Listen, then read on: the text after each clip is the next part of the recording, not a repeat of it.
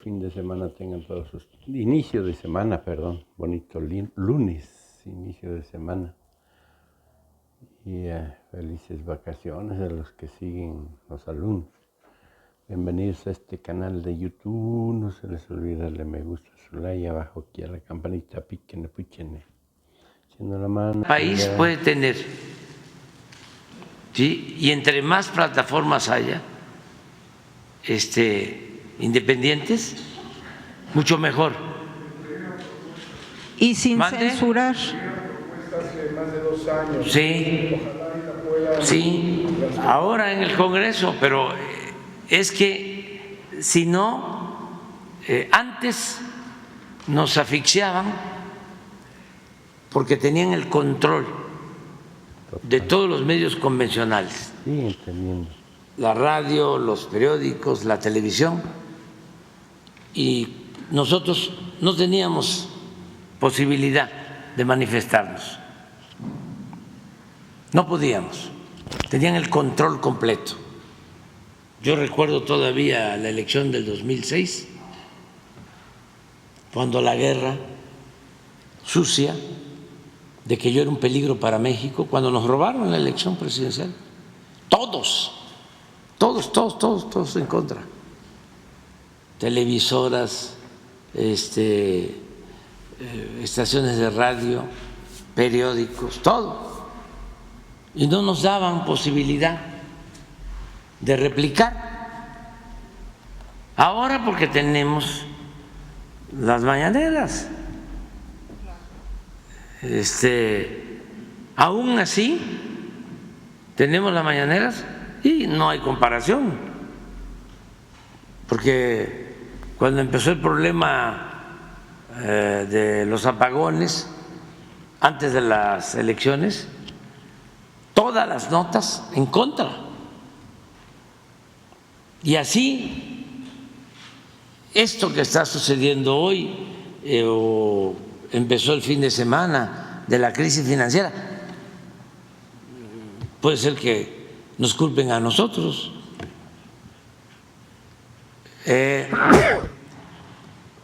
Y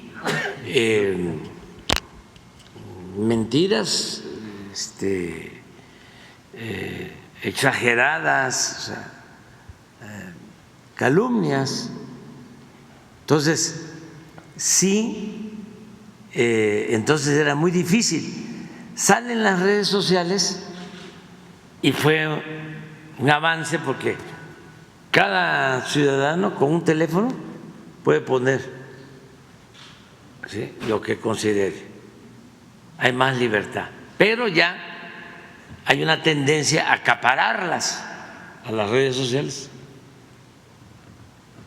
Ya se ve que existe. Bueno, al presidente Trump llegó, sí, estamos hablando del presidente Trump, no de cualquier ciudadano, compañero que actúa en redes sociales. Les cortaron sus cuentas de internet. Yo en ese entonces protesté, y luego cuando una plataforma decidió que le iba a volver a dar entrada, pero que necesitaba conocer qué opinaban los ciudadanos, si se le volvía a dar el derecho a usar la red social o no, yo voté a favor de que le volvieran a dar el acceso, no a la censura, libertad,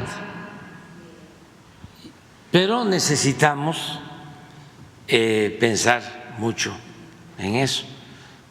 Entonces,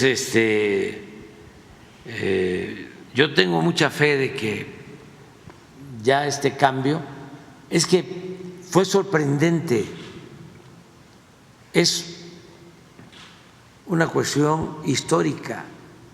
Llevaba siglos que el poder mediático, ya lo hemos hablado aquí mucho, el que tenía el control de los periódicos y luego el control de la radio y luego el control de la televisión, era poderosísimo. Tenía capacidad para destruir a opositores y para exaltar a quienes les convenía. Pues ellos fabricaban candidatos. Como Televisa, a Peña con la Paloma. Era una fábrica de mentiras y una fábrica de candidatos. La radio, sobre todo la televisión. Entonces eso ya no. Quedó demostrado de que no basta. Y es muy importante, no solo lo de las redes sociales, no dejar el boca en boca. Eso para los jóvenes, sobre todo los que quieren hacer política, no politiquería, política, porque la política es servicio al pueblo. Quienes quieren hacer una carrera política tienen que hablar con la gente, recoger los sentimientos de la gente, respetar a la gente y lo mejor es tenerle amor a la gente, amor al pueblo. Pero la comunicación con la gente directa es importantísimo, no ignorarlos o no sentirse muy audaces, ir a engañar, sacarle los votos y luego no regresar, ni les ven el pelo. Lincoln decía, al pueblo se le puede engañar una vez, 2 veces, pero no se le puede engañar toda la vida. Entonces, a los jóvenes que no agarren ese camino de la politiquería. La política no es el estar de barbero, de lambiscón, de otros políticos. Llevar el No. portafolio. Si quieren hacerle la barba, que se la hagan al pueblo. Y que vayan casa por casa informando. Eso es lo mejor, eso es lo que da más resultado. Porque está de moda también hacer campaña en las redes. ¿Y saben qué? A lo mejor un día aquí presentamos el impacto de las redes sociales. Es lo más reducido que puede uno imaginar. Y hay quienes piensan que así se transforma con las redes. No, es muy pequeño el efecto o la cobertura de las redes. Por eso es como ese mundo, como esa esfera, como esa burbuja de los de arriba, potentados, sobre todo de los fifís, que piensan que México, ¿sí?, es nada más el club donde llegan, el restaurante donde llegan, Los de todo. París, Madrid. Es genial eso de que venía antes de la elección una periodista, creo que fue Guadalupe Loesa, en la primera clase de un avión de Madrid, a México y luego escribe después de la elección, dice: estoy sorprendida, si todos los que veníamos de Madrid a México en el avión, en primera clase, todos íbamos a votar por Xochitl. ¿Qué pasó? El avión es México, pueblo mexicano. Pues sí, sí. Pedazo de penitente. No todo el pueblo puede viajar a Madrid, ¿no? En primera clase. Y en primera clase. O no todos viven en Madrid. En Madrid ahorita están viviendo Los ex, fíjense, corruptos. hay 3 presidentes viviendo en Madrid: Salinas, Orola, Calderón Peña. y Peña Nieto. 3 presidentes.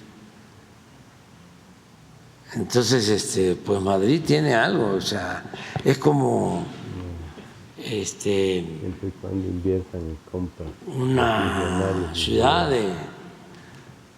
de gente famosa, de gente famosa. Sí. Y muy conservadores, muy conservadores. Es de las ciudades más conservadoras del mundo, Madrid. No así otras regiones y ciudades de España, donde la gente es más abierta, más progresista, pero en Madrid sí muy conservadores. No todos, desde luego, pero sí. Eso sucede en el mundo. Hay ciudades más conservadoras que otras. Aquí mismo en México hay ciudades más conservadoras que otras. Por ejemplo, antes, por eso es extraordinario lo que estamos viviendo, en todo sentido. Imagínense, después de 500 años va a ser presidenta de México una mujer. Después de 500 años. Es un hecho histórico. Estamos viviendo tiempos interesantes. Ahora sí que estamos viviendo para contarlo. Eso, y a veces pasa desapercibido, como si fuese cualquier cosa. No, y lo voy a seguir diciendo: 300 años de dominación colonial. Nos mandaban desde España los virreyes. Ni siquiera venían los reyes, nunca vino un rey de España en 300 años, nunca se dignaron a venir. Mandaban virreyes, puros hombres. Luego logramos nuestra independencia. El primer presidente de México independiente, Guadalupe Victoria, inicia en 1824. Hace 200 años. Y en todo el México independiente, en 200 años, puro presidente. O sea, 300 del virreinato y 200 del México independiente, 500 años, puros hombres en el gobierno. Y ahora, por primera vez, una mujer.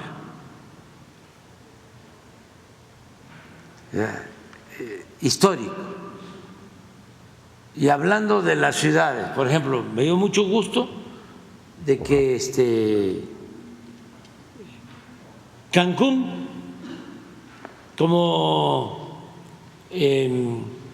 ha llegado gente a buscarse la vida, a trabajar, a progresar, a salir adelante, y la gente de Quintana Roo, originaria de Quintana Roo, se ha portado muy bien. es gente muy progresista, como Tijuana. La presidenta municipal de Tijuana, de Oaxaca. ¿Tú naciste dónde? En la Ciudad de México. En la Ciudad de México. Y es gobernadora de Quintana Roo.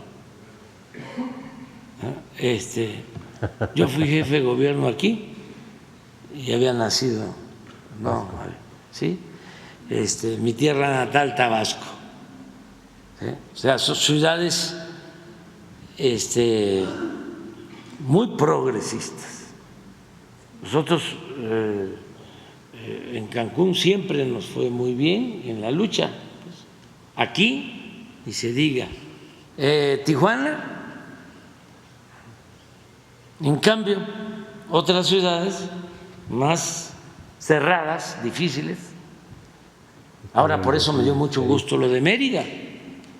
¿Cómo nos costaba trabajo? En el Zócalo había una gran congregación de tijuanenses. Mérida.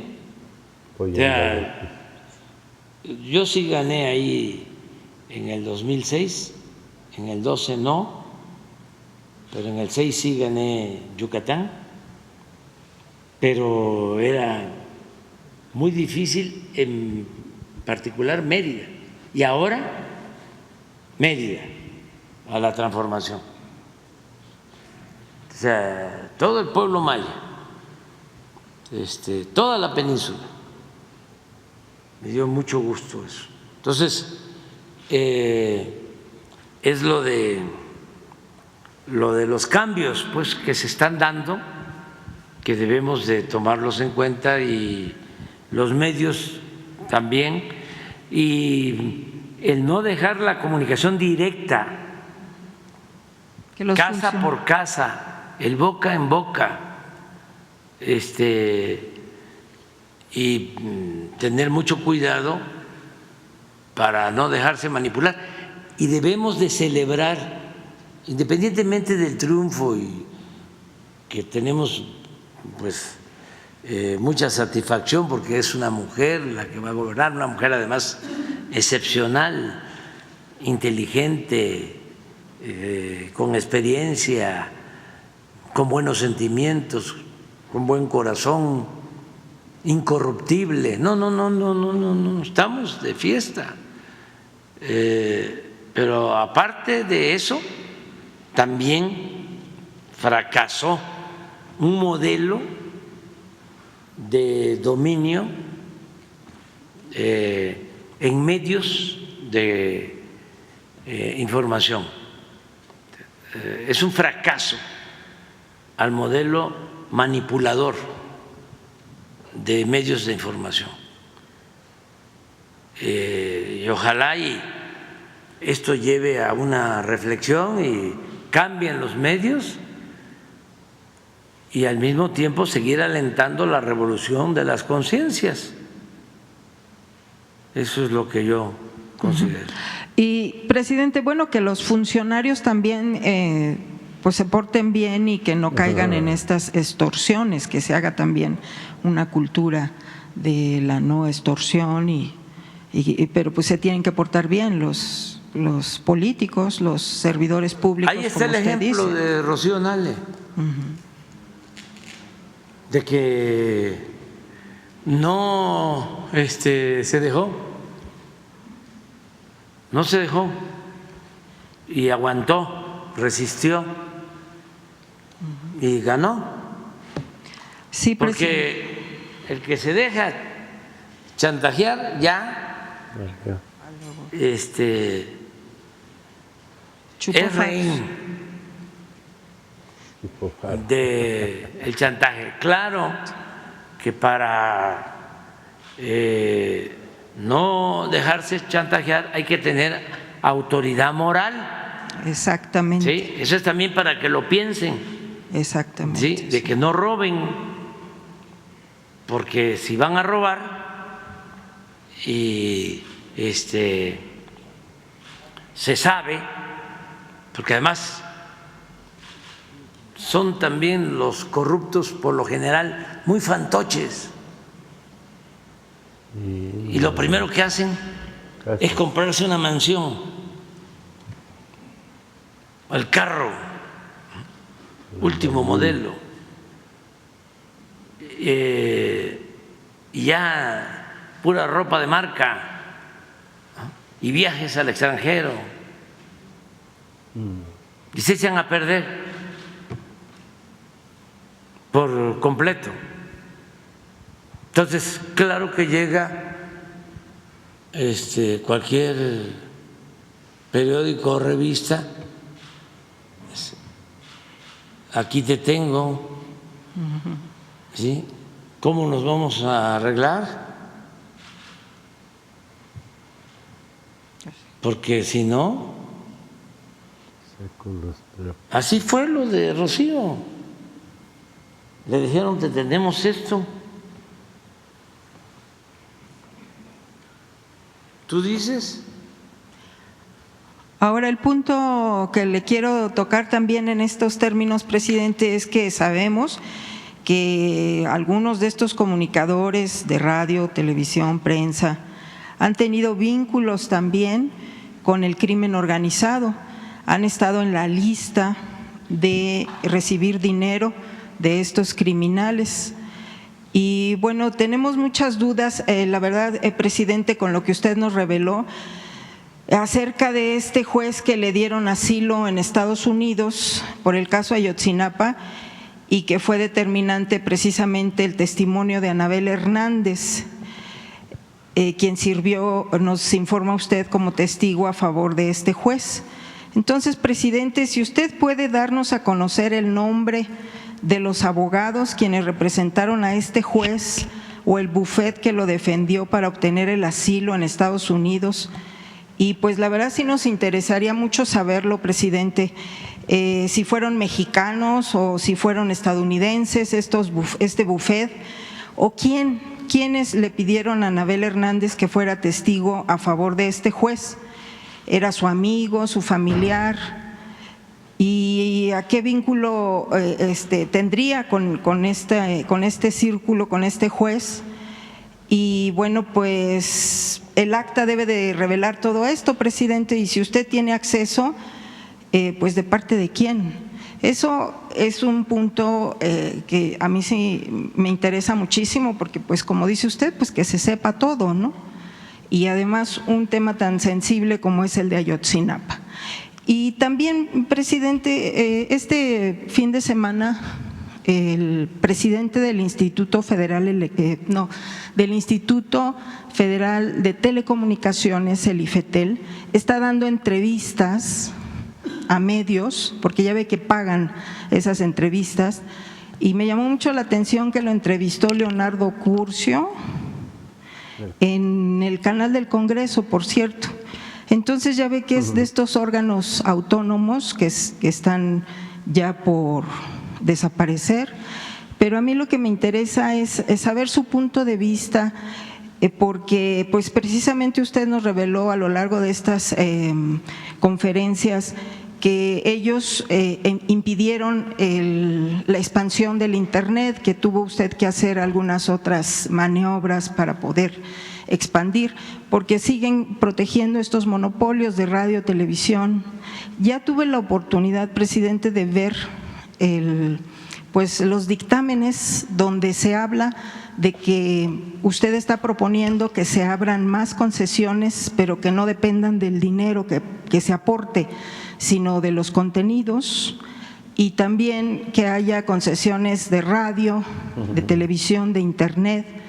Y sí quería yo preguntarle, y si nos puede informar acerca de esto, ¿cuál es su visión, presidente? Porque en una entrevista que tuve con el señor Slim le preguntaba yo que si iba a pedir otra concesión en este sexenio con usted, y dijo que no, que venía el Internet, y además me reveló, me dijo, y además las concesiones las utilizaron textualmente, dijo el señor Slim, para robar. Entonces, ¿cuál es su visión?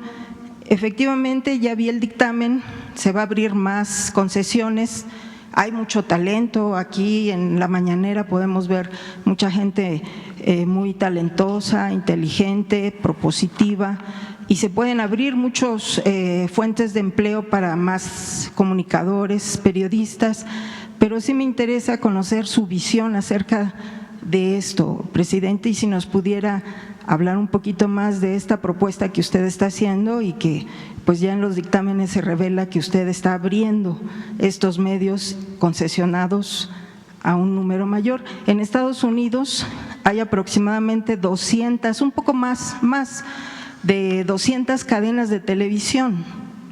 Aquí tenemos 3. Entonces, pues sí estamos muy rezagados, presidente. Eso es todo, gracias. Bueno, pues sobre lo primero, hay un informe que nos entregaron, es un informe del gobierno de Estados Unidos. Déjenme consultar con la secretaria de Seguridad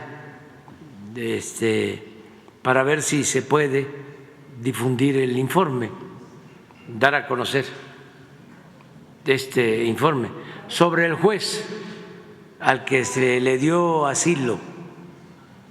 ¿Los abogados que lo representaron eran de aquí de México? No, eso se los puedo decir sin problema. Eran estadounidenses, no participó la fiscalía, ni siquiera le informaron. ¿Y ellos fueron los que invitaron? Y sí, todo el trámite se hizo allá, en Estados Unidos, en el Departamento de Justicia, y de allá se otorgó el asilo y se le entregó el asilo con una consideración, con una sentencia muy difícil de sostener, porque se requieren de muchas pruebas y hasta ahora no las tenemos, pero ellos ahí manifestaron que el caso de Ayotzinapa no pudo haberse consumado, palabras más, palabras menos, por las policías locales, ni por las autoridades municipales locales, ni por las autoridades estatales, que no tenían posibilidad de llevar a cabo un operativo con esas características. Sin embargo, sostienen que quien sí podía llevar a cabo una operación de esas características, de desaparecer al juez, era el gobierno federal y la Policía Federal. Entonces, para sostener esa afirmación, se necesitaba tener pruebas, y ellos las únicas pruebas que tenían fue lo que testificó la señora Anabel, que está en su libro y está también en ese juicio. Ella dice, por ejemplo, que había en Iguala en ese entonces un capo, un jefe del narcotráfico muy poderoso, que ni siquiera ha sido interrogado, ni señalado, ni mucho menos enjuiciado, y que según su informante de la señora Anabel, ese jefe de jefes era el que enviaba droga desde Iguala a Estados Unidos, en camiones que tenían una separación especial, como un doble piso, y que los muchachos detienen un camión, se apoderan de uno de esos camiones en donde supuestamente iba heroína, que costaba, ahí está en el libro de la señora, 20 millones o no sé cuánto, y que al darse cuenta los muchachos descubren lo del tráfico de la droga y que se llevan el camión, y entonces este jefe de jefes manda a escarmentarlos,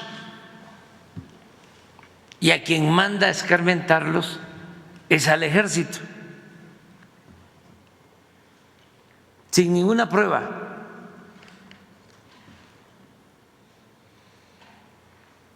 Entonces sería muy bueno, yo no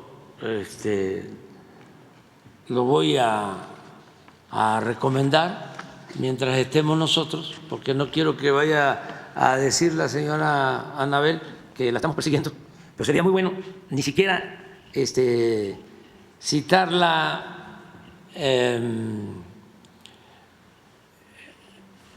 jurídicamente o judicialmente, formalmente, sino pedirle, porque su informante puede ayudar mucho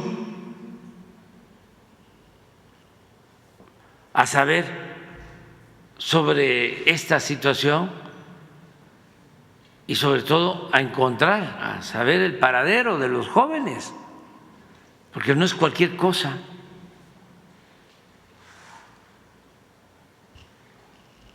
Entonces, eso es lo que se está revisando, pero el documento lo tenemos y el argumento que utilizaron para darle el asilo, porque también se le dé el asilo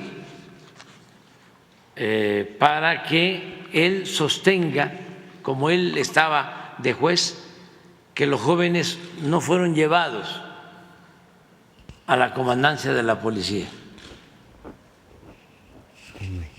para darle sustento al dicho de que no fueron los policías,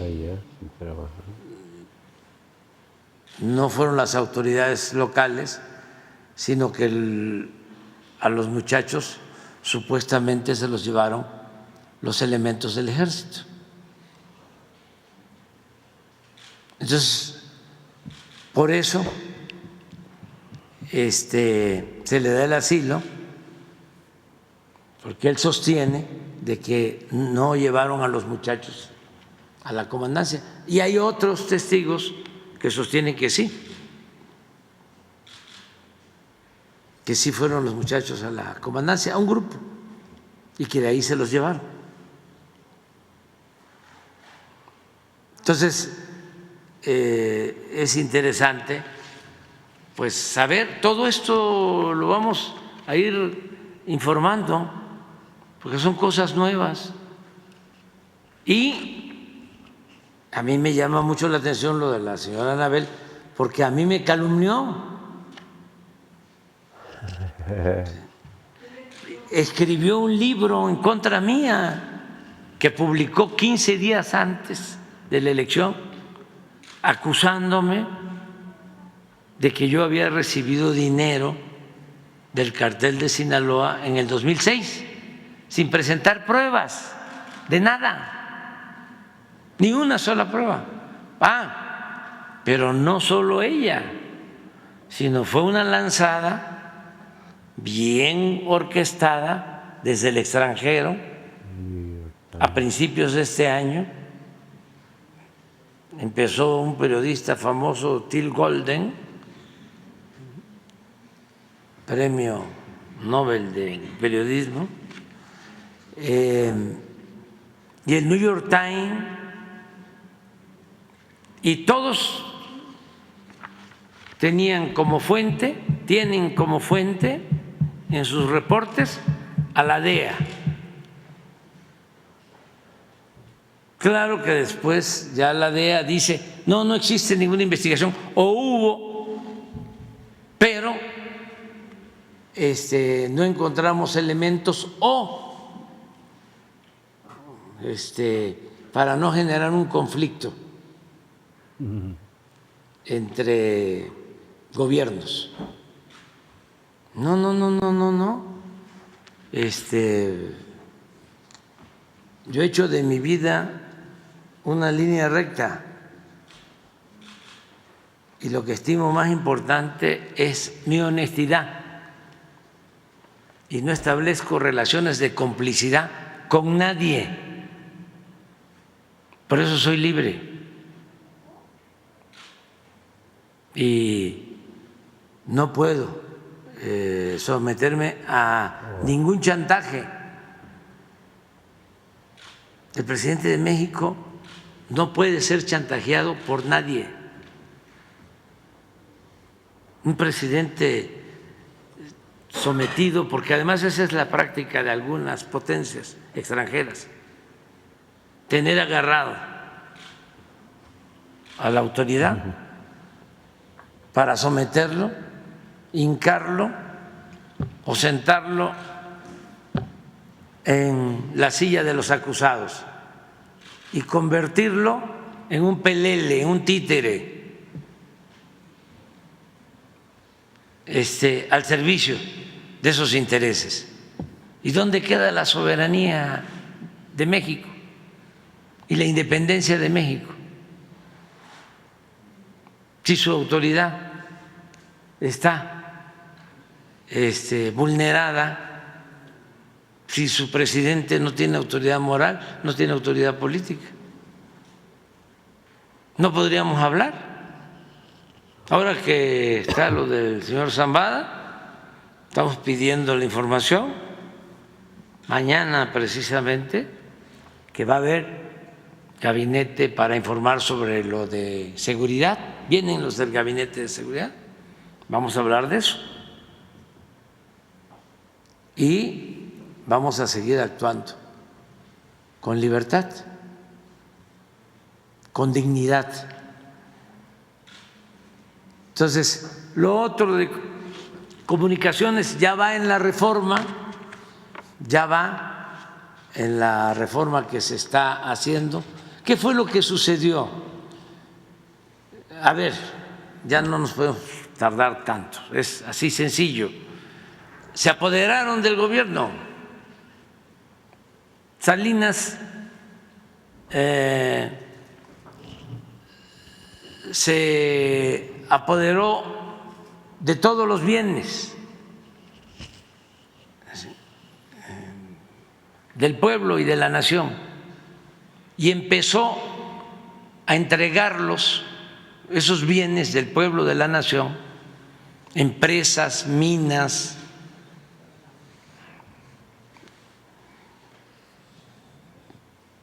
hasta las tierras ejidales, luego le siguieron los ferrocarriles. Salinas entregó todos los bancos, porque decidió crear una nueva oligarquía, un grupo compacto con sus allegados.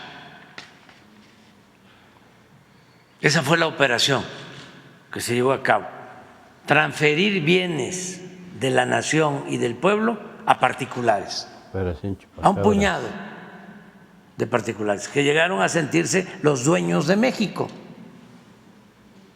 Bueno, para proteger esa política privatizadora, crearon un gobierno, no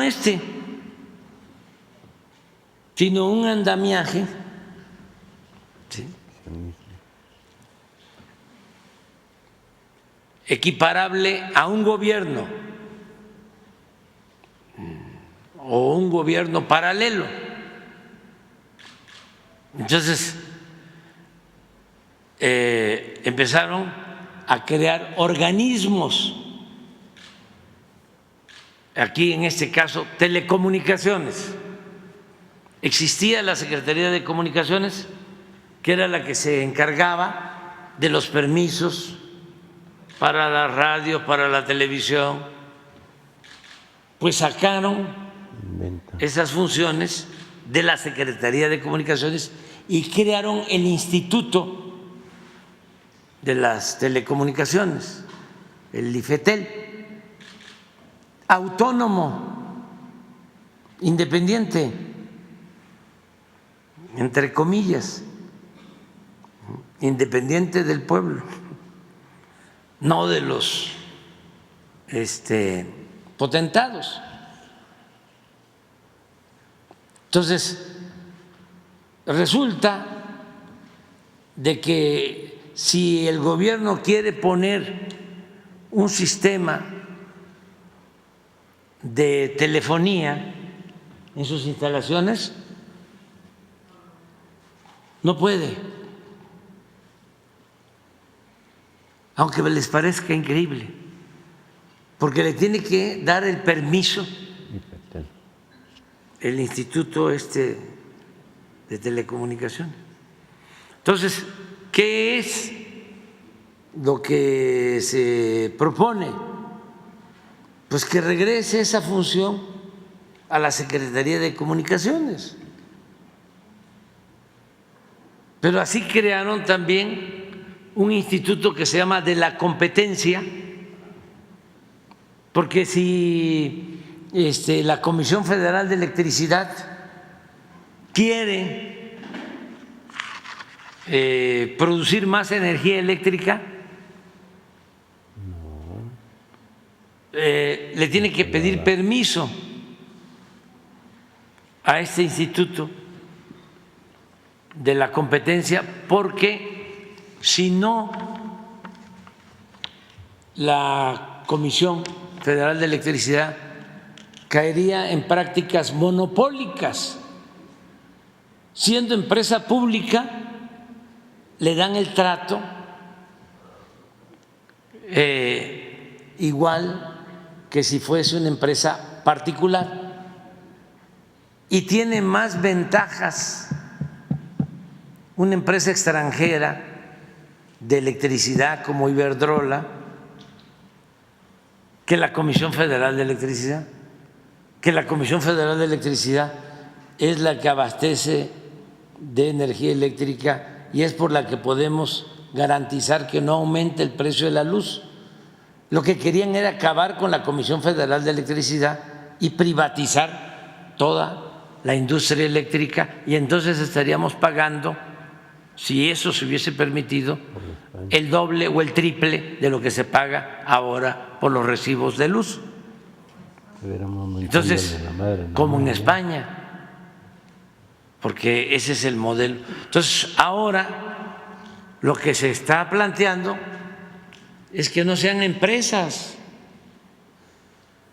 o que sean empresas públicas, Comisión Federal de Electricidad, Pemex, empresas de la nación, recuperar lo que era de todos los mexicanos. Y por eso tampoco les gusta la reforma al Poder Judicial, porque iban ahí, metían amparos.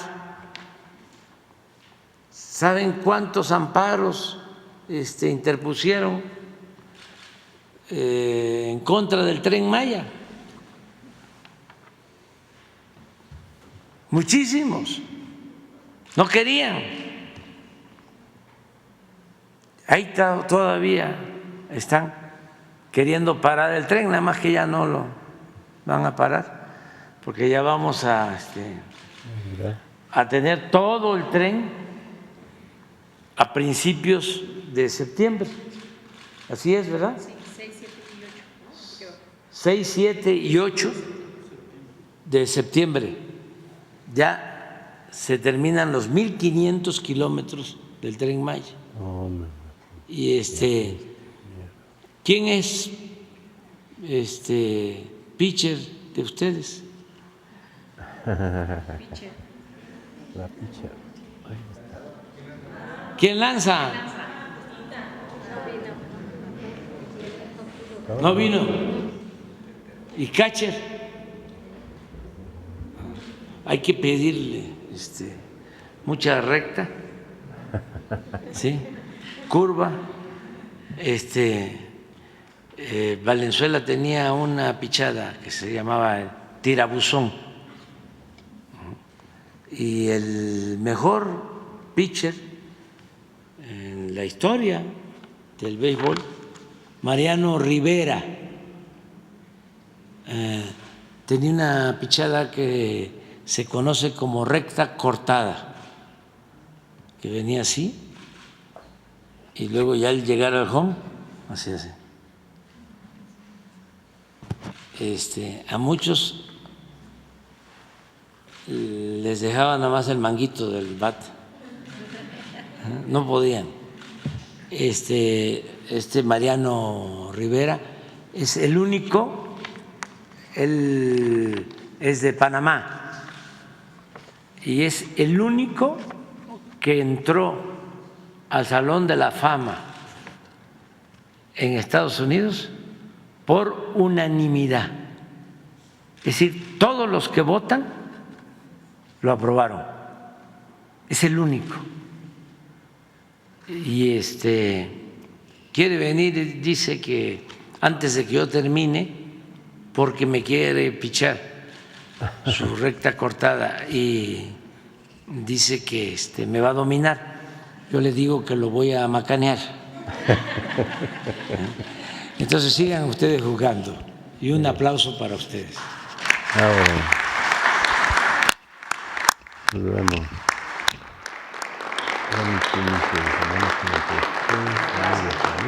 Queda pendiente.